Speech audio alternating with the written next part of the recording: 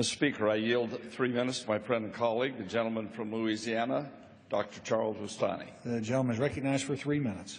Thank you, Mr. Speaker. I want to thank the chairman as well for yielding time.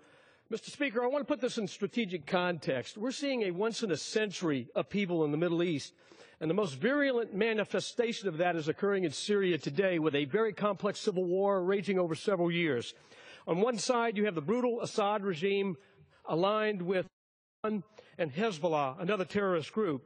And on the other side, a panoply of Sunni groups, of which the worst, the most barbaric, is ISIL. It is in America's national interest, our national security interest, to defeat and destroy ISIL, period, hands down. And this is going to require American unity, American resolve, and I can tell you, never in recent times has American leadership been more in demand. This is the time for us to step up. It will take a lot of work. It's going to take merging the fighting capabilities of the Kurdish Peshmerga with the Iraqi forces, and yes, it will take the U.S. training and vetting moderate Syrian forces to deal with this. This is a necessary first step, and that's why I support this amendment. It's necessary, it's not sufficient. Again, we need a broader strategy that's going to involve a coalition.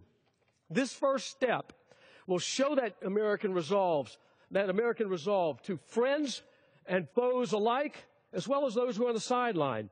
We will demonstrate that and pull this coalition together. This will help the President have the necessary leverage to do this and put this coalition in place to defeat this threat of ISIL, but also to get to a broader political settlement in the region. Because what's going on in Syria, even beyond ISIL, is a national security threat to the United States. That's why this country, all Americans, must speak with a unified voice. A strong vote on this amendment is essential as a first step to putting this in place. My colleagues, Mr. Speaker, I urge the President to put all diplomatic efforts into putting together a strong coalition and to ask for very specific deliverables on each of these countries, whether it's Turkey or Qatar or the Saudis. These countries have to step up if we're going to have a successful strategy in the long run. The President needs leverage.